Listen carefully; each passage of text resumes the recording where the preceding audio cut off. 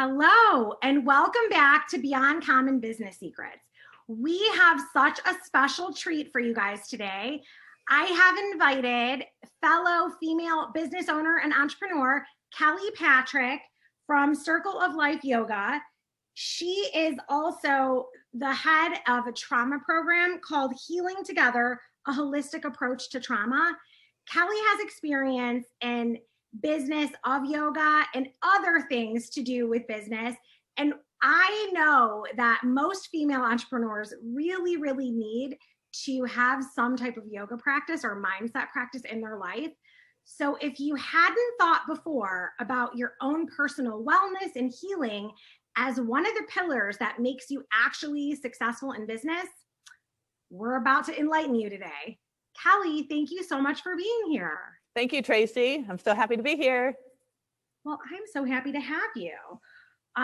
Something I like to ask everybody is, what is your number one secret that you what's the number one secret that you feel like you know about business that, other people maybe don't know? Like it's, the secret that's done well for you, but not everyone knows it. I don't know if it's secretive. I don't know if this is a big secret, but for me, knowing what I know now, making connections is probably the biggest part of successfully running a business. Making connections and then keeping those connections going, like establishing those relationships with people, because it does help in the long run. So do you mean like with other business owners and entrepreneurs, or do you mean just like relationship? Just relationships in general. Yeah, okay. Just relationships in general. People, especially like in the yoga, but I had a tanning salon before the yoga, and people really like you knowing who they are. And so they don't feel like they're just a client or just a customer. Like you actually, like when you did hair, you got to know your client who was sitting in the chair. It wasn't just some head that you were chopping hair off of. You got to know that person. Same thing. Yeah. You just establish those relationships, and then that's how you successfully run a good business, I think. But I don't know how secret that is. Well, I think that we sometimes do disconnect that. Like it is part of what makes us whole. Yeah. Right? I think it is a disconnect, and it's true. You brought up when I did hair. It's so funny because that was a challenge for me. Like I would tease my team about, oh my God, I have client envy. I want to do her hair only because there was a cool woman that I really wanted to get to know, and except for hello and goodbye. I had to come up with creative ways to connect with all the customers in the building because I wasn't able to touch them and connect. There's no way it wasn't. Yeah. You couldn't scale it. It wasn't sustainable. Yeah. So as you're saying that, I'm like, I think that's what led us to really come up with creative ways to connect with our customers. Huh. We probably do that here too, and I don't even realize that we do that. That was interesting. So tell us a little bit about you and your yoga studio. And for those of you guys that don't know, I'm in Northeast Ohio. And Kelly is in, right outside the Cleveland area as well. So she is, this amazing female entrepreneur that does so much to give back to the community. And I thought she was such a great guest to have on because it's interesting, yoga as a business and tying it back to how many business owners need those relationship connections and a healthy yoga practice just to keep ourselves from stressing out.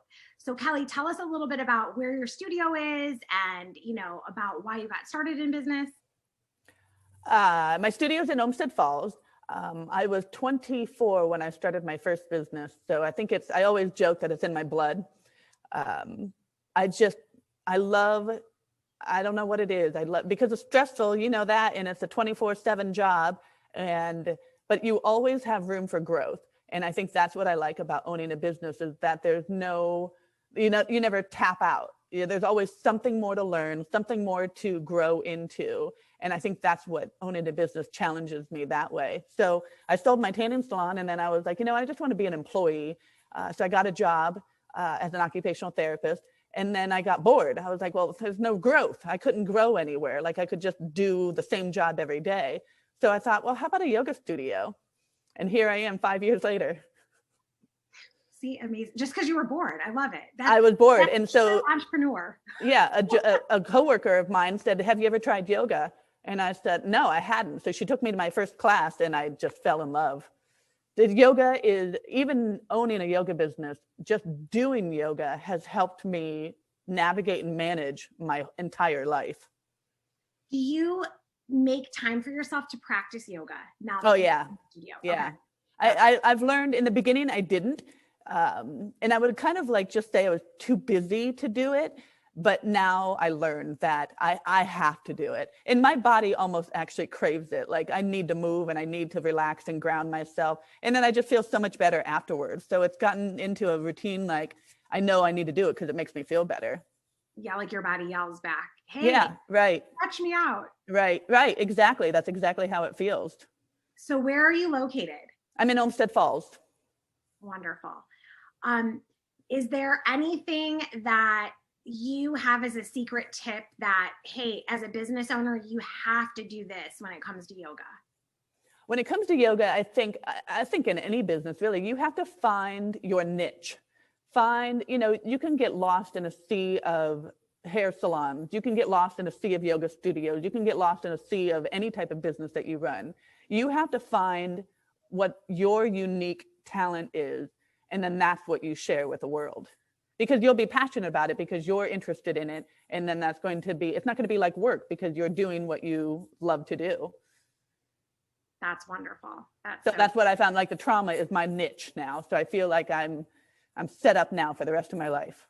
So tell us a little bit more about that. The trauma. So basically my personal life just kind of took me on a whole different route that I had expected. And I landed into a trauma training program and it was life-changing.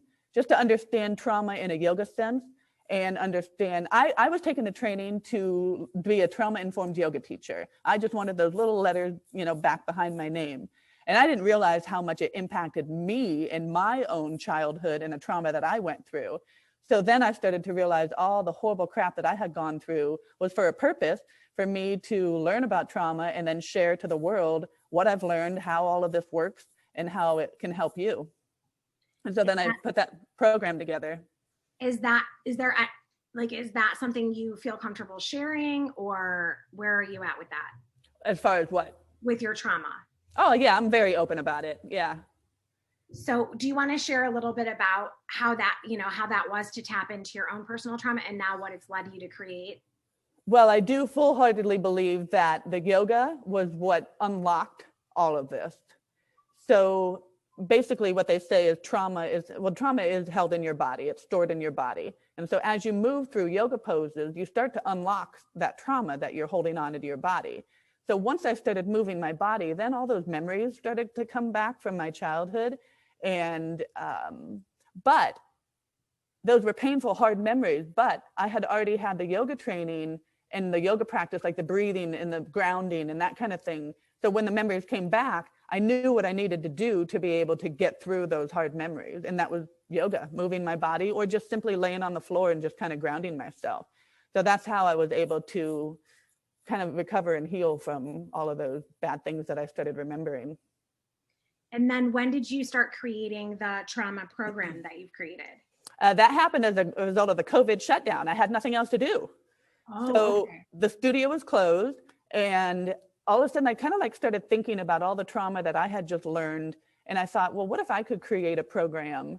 And then I just started meeting people who kind of helped me and got this program together. I got it approved by the Ohio Board of Counselors, the Occupational Therapy Board. It's approved by the Yoga Alliance. Like I said, I was bored during COVID. Right. Like being forced to close your business, that keeps you very busy. And like you said earlier, you're always growing. There's always something to do. You never shut it off. So yeah, being in a position that, wait, but I'm not allowed to do anything. Yeah. Well, I had taken all the years of counseling I've gone through, and nobody has ever said the word trauma to me. Nobody. Okay. And so I think like, okay, well, if you go to a counselor, that's the person that's supposed to tell you like what you need to do, where you need to go, how to open yourself up. And nobody had ever told me those things. I learned them on my own. So that's why I created the program, is to bridge the gap between the yoga holistic world and the mental health world, to bring them both together. Because I do believe in counseling and psychiatry and psychology, but I also believe in the holistic stuff too. So I wanted a program that could bridge both of those together. So how can people find out about it? Because you're right, therapists and counselors, they don't always know to talk about Right. a lot of things that move your body are what helps you get through healing faster. Yeah. But those are not very, I guess, practical in modern medicine. So how do you get this out in front of everybody? Well, because it just happened over COVID, we did one. I found a counselor that I work with, so we co-teach it. So, and speaking, because yoga isn't really well known yet in the mental health world, the board for the social workers and counselors, they gave us a little bit of a hard time. We ended up getting it approved, but they make it known that, you know, yoga is not counseling. But we get that, like we understand that, but I think counselors need to have that other side of healing too, not just talk therapy. And your question was, I forget. Like, how are you getting in front of people? Oh yeah. So right now, basically, so we did one program over the COVID shutdown, and then we were kind of waiting to start a new one now once things calm down. But just talking to people. I've got something in the works with the Olmsted Township Fire Department. I want to go in there and teach all of them the trauma program. And we can cater this program to whatever company it is. So like the program that we wrote is for counselors or for yoga teachers, but we can cater it to the fire, the police, whoever we need to train on trauma. So go to the website to learn more, circleoflifeyoga.net, and then just read about the trauma-informed yoga program, and then let me know if you have any questions or if you'd like us to come to your business or company. That's really amazing, Kelly. Thank you. Thank you for creating something that, you know, definitely I think we're seeing more trauma in the world. I mean, people are having like just Zoom fatigue, for heaven's sakes. You know, there's like a lot of serious trauma, but then there's like different things that are happening now that people have been forced into different environments than they Right. Right. So I think this is a great time and it's something so needed. So thank you for doing that. Well, it landed in my lap, so I had to take it. I had to take the offer. Yeah, you know you're on the good path, right? Right. It's working. Yep. So I would love if we could touch on how I actually, you know, got to know you because of this group that you run, and a little bit about, can we talk about maybe like trauma and hair loss and what that looks like for people? Mm-hmm. So speaking of trauma, I was going through trauma. My grandparents were sick and I was taking care of them, and they died, and I wasn't taking care of myself because I was so focused on taking care of them, and I got really sick. Very similar to what COVID is right now, I had 6 years ago. And afterwards, I lost most of my hair. So about a year later, after my hair started growing back and I started feeling better, somebody said, you need to run a Facebook group for people who have hair loss. And at the time, I'm thinking, nobody else does. I'm the only one. Little did I know. You're like, who would want that? Right. That's what I said. Yeah, exactly. Who would need that? And here we are, almost 4,500 people later. That's amazing. So what would you say, like, what's the top 10 questions that people ask about hair loss? Oh, go ahead. And just for clarification, Kelly has a private Facebook group that has grown to over 45,000, or is it 4,500? 4,500 people. So she's definitely not alone. She's not the only one that has suffered hair loss. And my childhood hair loss traumas are what have led us to know each other better and get connected. So that's what we're referring to, her group that she started. So she polled her audience to find out what are, you know, the sort of the top 10 questions that everybody has about hair loss.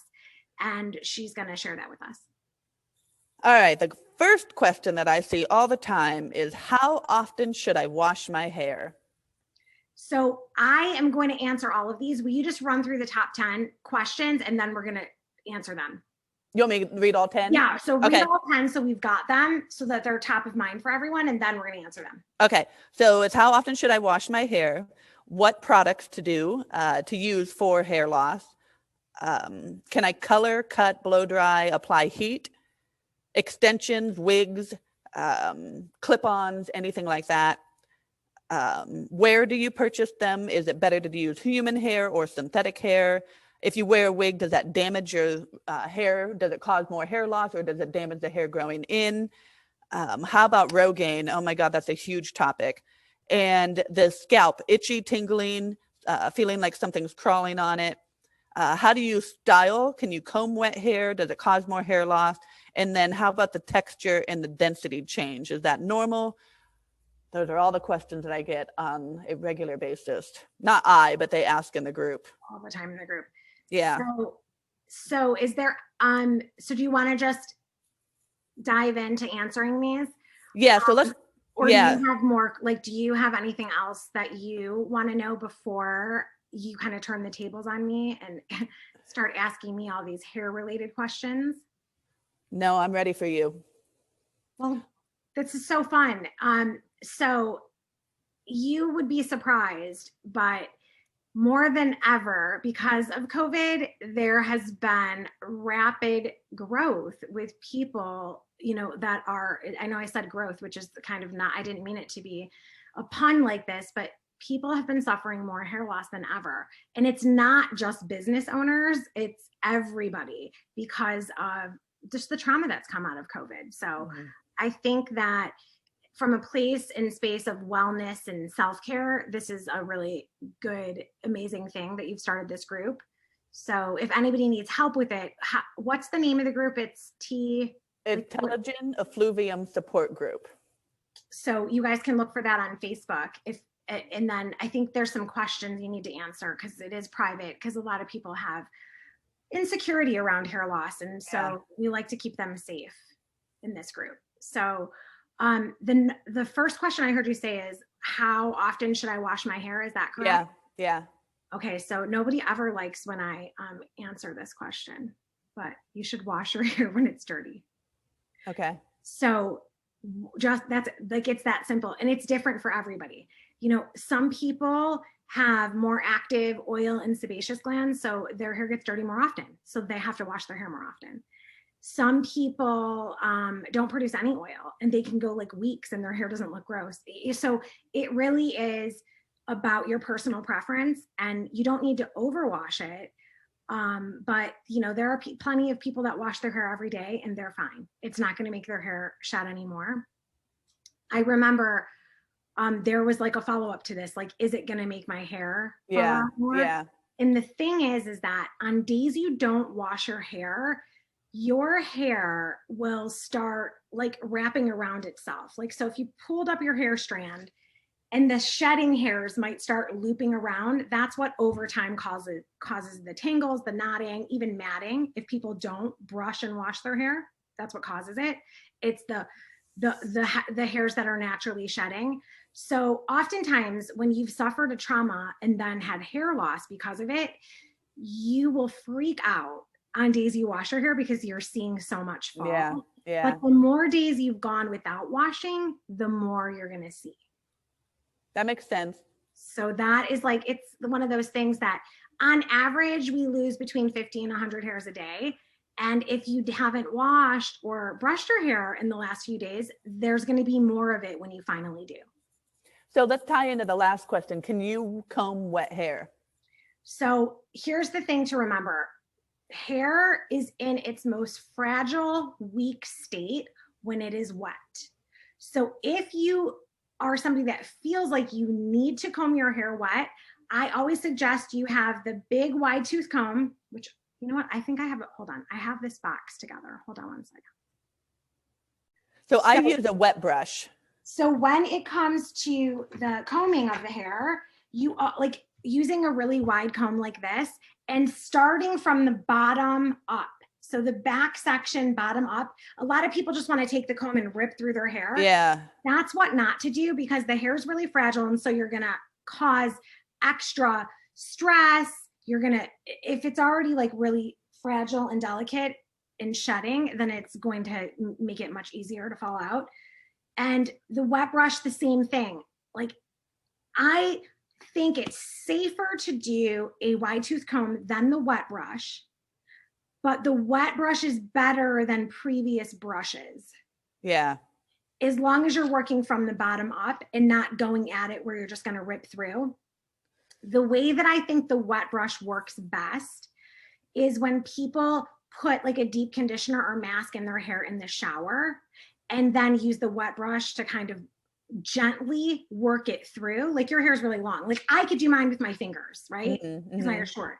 But Kelly has really long hair, so she could work it through with the wet brush in the shower.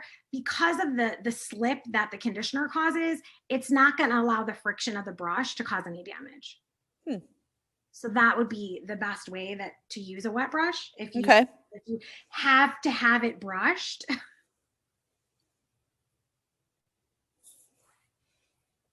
So does that help you? Does that answer the? Yeah, that answered both of the questions. So since we're on that topic, let's talk about styling your hair. Okay. So like, what can you use? Products and heat, and can you just go about your normal, way you do your hair pre-hair loss? I would say I would cut back on excessive heat, but you also have to, the flip side of that is you cannot dry and style your hair without heat. So I know it is like this mindset where some people think, oh, well, my hair's falling out, it must be the heat. So I'm going to dry my hair on low. Don't even bother. It's not going to do anything. So heat is heat. Yeah, the heat is going to help you like put some style and stretch it in the direction that you want to. So if you feel nervous or overwhelmed by styling, you need to use very gentle products. Make sure you're using products that don't like have any plastics in them or things that clog the pores. You want to make sure that you're using the most clean, natural products possible, because it's not just TE that could cause hair loss, right? It's so many things. Right. So this is going to protect you from all the things, yeah, no matter what your reasons are. So yes, you can style. Just don't be aggressive. I wouldn't use a ton of product and a ton of heat, but if you're trying to style your hair and that's what makes you look and feel good, it's not going to happen with like a cool dryer. You're just going to be angry. Yeah. And that's not going to, that's not going to help you control your nervous system and feel peaceful about it at all. Yeah, that's true. So on that topic, we'll say okay. All right. So the next topic would be like hair extensions, clip-ons, stuff like that. Especially when you're losing your hair, like they want to, like supplemental, I think they have like toppers, stuff like that. So what's your opinion of all of that? So when you are in the phase of your hair is like in that shedding and fallout phase, you may see a little bit more from using it because the hair is very weak and it could just, but the thing is that it may happen anyway. Right. So it's not like, so that's like a personal preference because it's like that question of what comes first, the chicken or the egg. We may all, because this has not been proven yet, but we may all have a set point if we were to get TE or something like that, that no matter what we do, we're going to lose a certain percentage of hair. And that the outer world, which would be styling, clip-ons, like all that stuff has nothing to do with it. Or it has something like that has not been proven. Nobody has the evidence or facts to back this up at all. And, that's an often topic that I hear in the group is that there isn't any research. There's no studies. There's nobody that specializes in this. Like there's some doctors that know about it, but like when I lost my hair, nobody had heard anything about it. I was the only one. That's why I thought I was the only one in the whole world that had ever lost their hair because nobody had ever heard about it. And so that's what people run into is that there's nowhere to go to get answers. Agree. And that's what I worked with so many of my clients on for so long. But I think it's a lot to do with everything. It's not just one thing, I agree. It's diet. It's medicine. It's medicine. It's controlling your nervous system. It's like everything. It can be childbirth. It can be a death of a family member. It could be, I mean, it could be anything and everything. Mm-hmm. Like when you talked about experiencing yoga and that activating a trauma that happened, Yeah. that could cause hair, that literally could happen. Yeah. No outside thing. I know that it's said that our body stores a ton of trauma in like the thighs. So you could be in a very stretched position and activate a car accident or something horrific that happened to you at 5 years old. Yeah. And then you could start having all these symptoms. It could be hair. So I think that people, from the medical standpoint, it's been my experience that they're trying to look at it as a one note thing. So the medical people that study this seem to only look at like, okay, let's look at the hair follicle. Right. This is not how it works. Yes. It's everything. I know this was always something that I would teach in the salon, and that when I work with salon companies now and salon owners and salon professionals, I try to train them on the fact that you need to let the people know that you're working with, like your clients know, that what they do at home is 85% of the end game. So you're only 15%. So they cannot leave it all up to you. Yeah. So it's like, if you want to achieve certain things with your hair, you have work to do at home, right? That's where hairdressers are not magic people, even though it'd be awesome to have a wand. I always wanted one. I would love to do a bippity boppity boo. Here we go.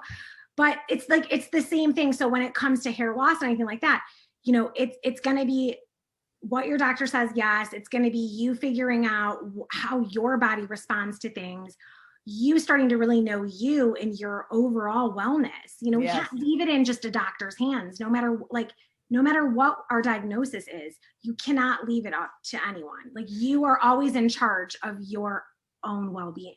And I think that's where the hair loss comes in, is because people haven't been in tune with themselves.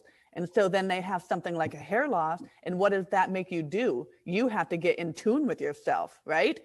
So that's a shift, because people weren't in tune with themselves, and now all of a sudden they have this hair loss and they have to think of all these things like their diet, their stress levels, all of that, where they didn't think about that stuff before. So the hair loss is almost like the body's way of saying, hey, we need to fix you, something's going on. Yeah, like, pay attention to me. You're just right. And then it brings up a ton of stuff that we don't always want to look at or deal with, right. And then that's where that cycle happens, that maybe you thought, maybe the clinical textbook version says you're only going to lose it for X amount of months, but then it triggers again. Yes. So that's why people are like, well, when is it stopping? Right. Here's what happened to me, and here's what happened to other people that I know. But what your statistic scenario is going to be is like, what are you willing to do? That's why it's a support group, is because nobody has one answer. You can't just go Google what's the cure for telogen effluvium and it will tell you. So that's why the support group is so great, is because you can get a collective answer from, hundreds and thousands of people. This is what worked for me. This is what worked for me. This what isn't what worked for me. And you can even, and that we can go with a Rogaine conversation from that. It's like, some people get a lot of results from Rogaine, some people get none. So you really have to find what works for your body, because that's really the only answer. That is so true. It's frustrating because people want somebody to tell you, this is what's wrong with you, this is what you need to do, this is what you need to take, and you'll be fine. And nobody has those answers, and they leave you to do it on your own. And so that's why the support group is great, to give people direction and some relief that there are others that are going through this, and this is what worked for them or what not worked for them. Well, I think that the top, the minoxidil and the Rogaine subject is, it's a hot button, because here's the thing. It's a medical, it's like a medical thing. It's medicine, right?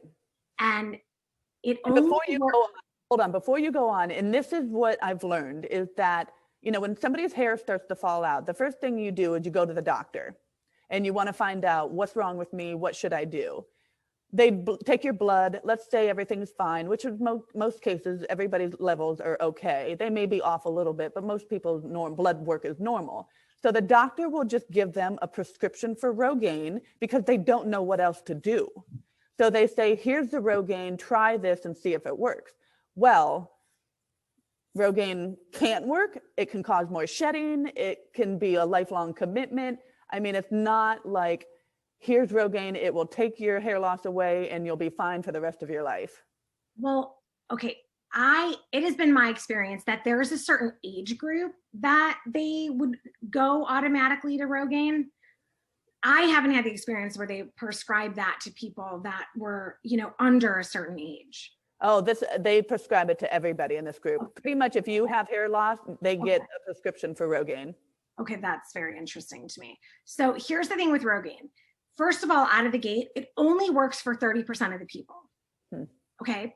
So out of the gate, 30% of us, it will work. The other 70%, it's not even going to work. So you'll know within the first 4 to 6 weeks if it's working.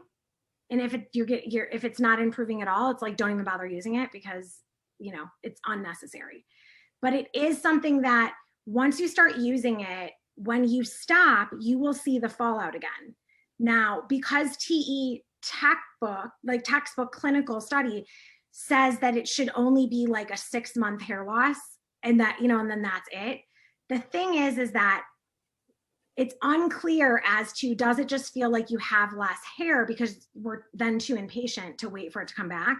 So the Rogaine helps it, but then you're still going to have some shedding because your body maybe is not going to return to what it was before. The Rogaine can help you there. Yeah. But whenever you stop or quit it, you're going to go through a cycle of it getting back to its new normal set point. That makes sense. So, because it's a drug, you Yeah. know what I mean? It's like, it is a drug. So any drug, and whether it's like good for us, not good for us, it does things in the body, but there's always that like weaning off, that addictive part of it. Yeah. So, and some people keep using it because it does provide more, like, it's like getting like lip filler. It does provide some volume and vavoom to the hair. So if your hair isn't going to have any of that, now that you've gone through the cycle of TE, it's a nice alternative to have something. So that's why people think, well, then I'm just going to, it's not that the Rogaine caused more, but there are some studies. I think it's like a small percentage. I think it's like 7% of the people that use it say that their hair falls out more. But were these people in the middle of a cycle of right fallout? Were they like doing chemical damage? Are they still in a stressful environment? I mean, the studies don't tell us what those clinical, trials, what it was under. So that's why I always tell people, like, yes, if you want to try it because you've tried everything else, just know what you're getting into. Like, yeah. And I'm working on making a document that has like the pros and the cons and what worked for the, just kind of an overall info sheet about Rogaine, because there's so many questions about it, because that's the first thing that doctors do is just give that prescription. I want to circle back. You said about the chemicals, coloring your hair too during a hair loss. So again, same thing. Like, if we don't have evidence to say if it is causing you to like shed more, or if you're naturally at a set point. So that, again, that's sort of like your personal preference. Like, you can look at it one of two ways. Like, when you look at the clinical textbook, what TE really is, it has a certain amount of hair that's going to fall out, in a certain cycle, right? Right. And that's just the way it is. But then if you have is it anagenifluum? That's you lose 90% of your hair in 2 weeks. And that's kind of mostly induced by the drugs or chemotherapy. But in rare circumstances, people have had that happen. It's like the accelerated version of TE. Yeah. But normally, if that happens, people will assume, wait, did you have chemo, or did you have some type of cancer drug? Because that is usually the link to how it happened that fast. Yeah. Like, more than 90% of your hair can go in less than 2 weeks. It's usually because of something specific to the body, trauma. Yeah, right. So that's like one of those things. If you're somebody that's always colored your hair and you haven't had damage, now if this is assuming that you're in good hands, you have a great hairdresser that knows, what to do, what not to do, then it would be safe because you're not going to change it regardless. That's another thing that you bring up is finding a good person. And people have a lot of insecurities when it comes to losing their hair. And it's very difficult to tell somebody, especially if there's someone new, like, I'm losing my hair. So to find a good stylist who either A, knows about it, B, is compassionate and kind, and will help you through the process has been difficult for a lot of people. They complain about that a lot in the group, is that their stylist, or they went to a hairdresser who tugged at their hair and who made fun of them or something like that. It's been challenging for people to find good stylists who are compassionate and willing to help. That's infuriating to me. It is infuriating. And I found a good one after, because I didn't let anybody touch my head. I just let my hair grow and I didn't want to touch it. And so I finally found a lady from the yoga studio who does hair in her basement. And I said, hey, this is what happened to me. I'm looking for somebody who's going to be gentle and kind. And she's like, I got you. And she helped me move through the process of letting somebody touch my head again, letting my hair get cut, and like taking care of my hair. And it was because of her. And so if you don't have somebody good, it can make or break you. Yeah, I agree. I mean, I guess my best advice right now, and I'm going to think about this more. Maybe I'll make you guys like a video of the things you need to look for. Oh, that would be good. Like you need to interview the stylist, on the front end, especially because there is that insecurity. And no matter what the world says, it's not even about the outside world's judgment. I think as a woman, we tie a lot of our self-worth and our confidence to our hair because it just makes us feel good when it's right. So it's so much more of a trauma than anyone realizes until you go through it. I will say though, as of lately, there have been a lot more men in the group, and men have the same emotions that women do. Oh, even though I agree. Yeah. Socially acceptable for a man to be bald, they may not feel that way. You don't. Right. And they don't want to lose their hair, and they don't want to have a shaved head, but they don't have a choice sometimes. Right. No, I agree. But I think that we just like shortchange it. Like, oh, it's just hair until and the thing is that, you do need to find somebody that makes you feel comfortable and safe, and that is really knowledgeable about the products, the color, the extent, the stuff that will help you through the, grow out phases without causing more damage, that will help you get over the hump of it all, Yep. So yeah, there's definitely a shortage of people that I think have the knowledge. Even if you didn't have the knowledge, does it just have the compassion to understand that somebody is going through a significant change and needs a little bit of help? Cal, that's literally how it started, like why I wrote Beyond Common together. Yeah. Is literally because sometimes if you don't know, you don't have knowledge, just doing those simple essentials make you an empathetic, compassionate person. Yeah. So people will be like, wow, she saw me, or he saw me. I agree. That's why I loved your book. Well, it's just an interesting thing because, like, yeah, you don't have to know, you don't have to have all the answers. Right. You just have to show up as a human that cares. Yes.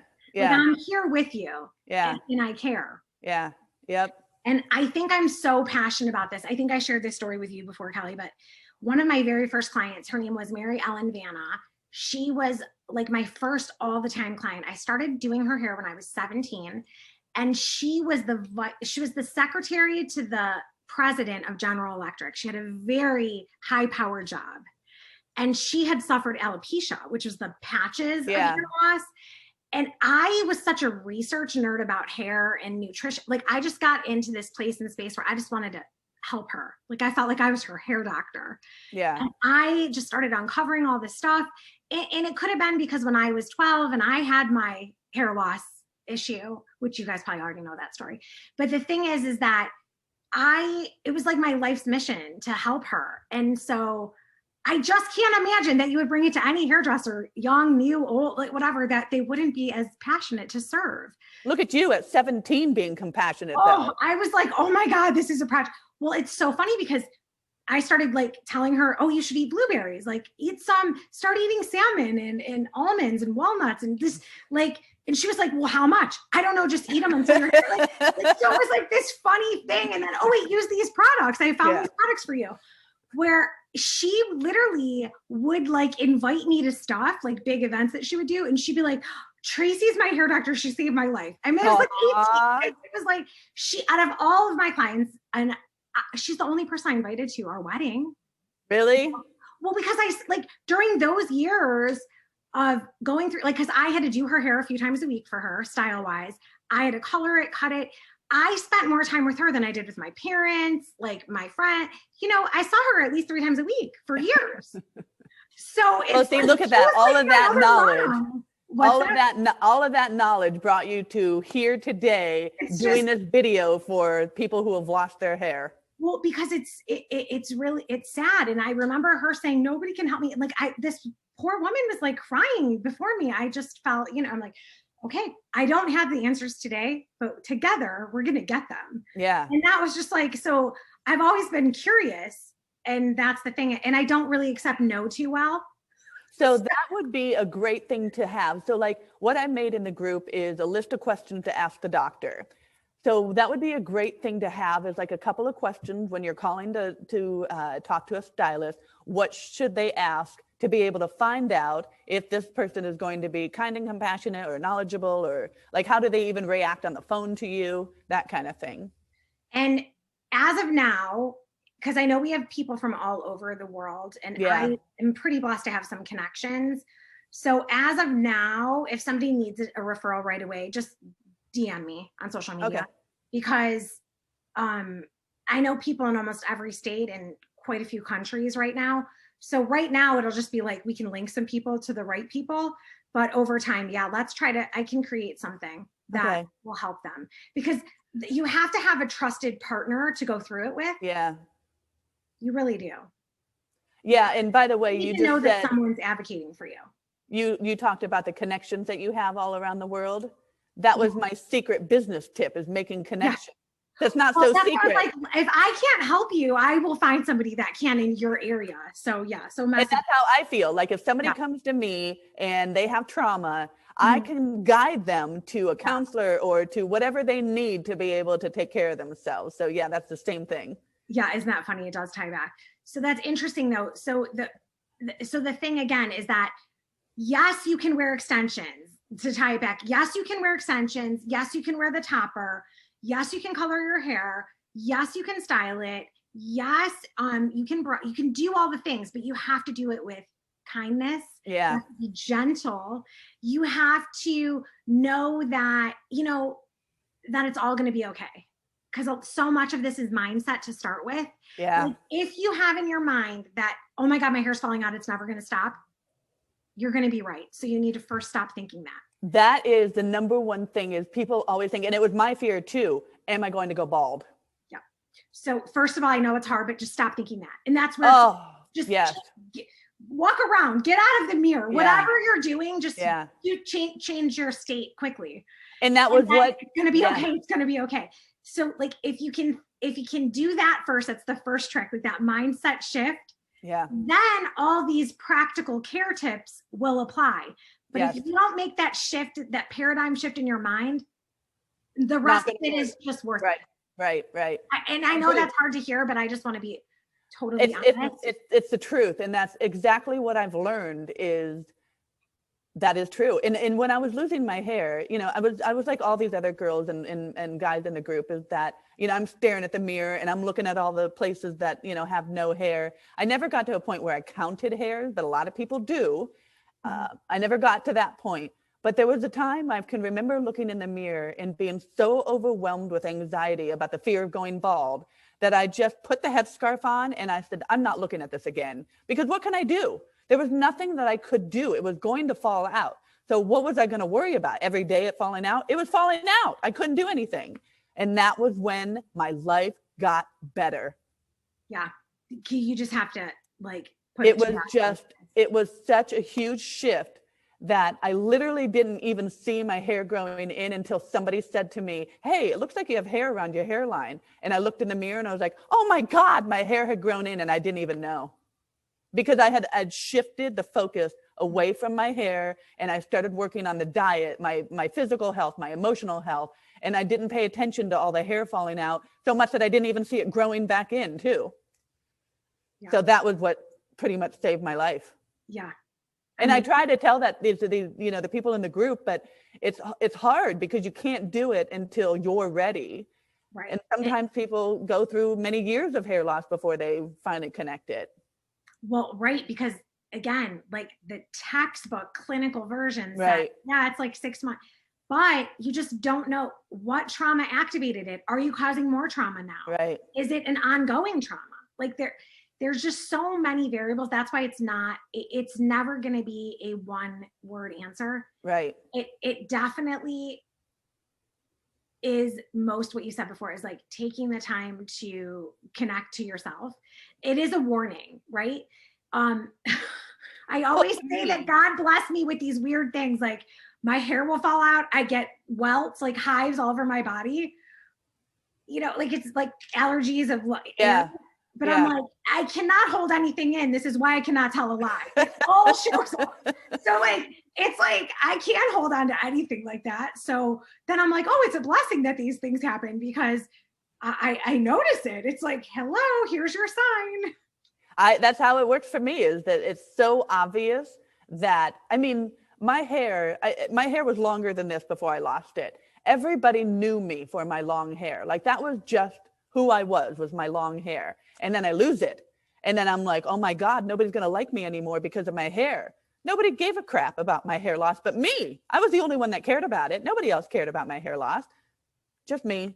But that was my lesson in life, to wake up, because what else would have woken me up is if I didn't lose my hair, because my hair was my identity. Like so, right. Other people aren't paying as much of attention.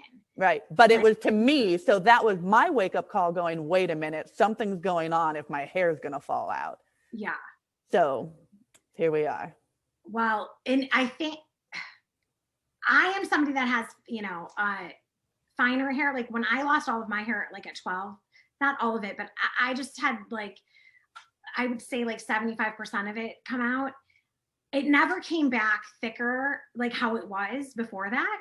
So it's like my hair is fine and I have a lot of it. And then I look at somebody like you who has this big lion's mane of hair. And this is where people, I think with hair loss are like, you're always in the state of struggle because it's like, oh, you don't know. Like, oh, Kelly, you have so much hair. Who cares if you lost? Even to have 10% of your hair is still more than I have. Right. So and I haven't gotten a haircut because of COVID, but I do need you to get. I'm saying this is what happens with that comparison piece. Yes. People like, oh, you're still so lucky, or you have no idea how bad it is. This is what happened to me. And I think that, you know, to really be a support group, you have to first understand that, like, let other people vent from where they are. And be comfortable with, you know, with where you are. You just, you know, you just can't assume and compare all the time. Right. And that's a lot of times different thing happening. Right. You know, so the number one thing I would say to anybody that was joining your group is figure out how and what you need to do to get your mindset right. Cause it's going to start there. And I know you have those awesome yoga videos, you know, they could do your trauma, you have stuff available. Yeah. So it's like, start there, because all the superficial cosmetic stuff isn't going to fix the underlying problem. You just helped solve something I've been thinking about because I have not started those yoga videos yet, because I felt like a mental block and I didn't know where to start. And you just said it right there. Thank you. I'm pretty good at ideas. Yes, you are. I'm like, that's funny. That's fantastic. That's exactly, because there's so much to know about trauma and hair loss and yoga, everything, that I felt like, how can I direct it? Like, how can I start this? And you're right. The number one thing. It's like the first one's 5 minutes of like a feel good. Yes. Something that makes you feel good. Cause like, the minute, like, it's like we can trick ourselves into feeling good for 5 minutes. And then if you could Yes. build upon it You from there. fake it until you make it. Well, it's like, you only know you don't feel good if you tell yourself. So if you tell yourself you feel good, it's okay. That's it. Is the negative self-talk. You have to remove all that. Yeah. And I know that like the hair loss thing, it becomes a thing. It becomes a thing. I also had made that sheet of all the different places you can purchase stuff that like I approved. Were you able to share that with the group? I thought you posted it in the group. Well, but they have to email us for the links, because the one I can email them has all the clickable links just to make it easier. Oh, okay. I'll have to look into that. I don't remember that. So if anybody wants to either send you or me their email address, I can send that form. It has all the places that you can go to get products that I approved of. Oh, okay. Yeah, all of that. Okay. For Facebook doesn't let you have a PDF. It's just a picture. Right. It doesn't have the links. Okay. So I know I made that graphic for you guys just as like a starting point from the last time we talked about this. Okay. Is there any, did we answer all 10 of your questions? Yeah, we did. We went through it all. Good. Is there anything else before we wrap up? I don't think so. We talked about everything. I think we talked about more than I thought about on the 10 hair questions. So that was great. Thank you. All right. So let's, I'll stop this.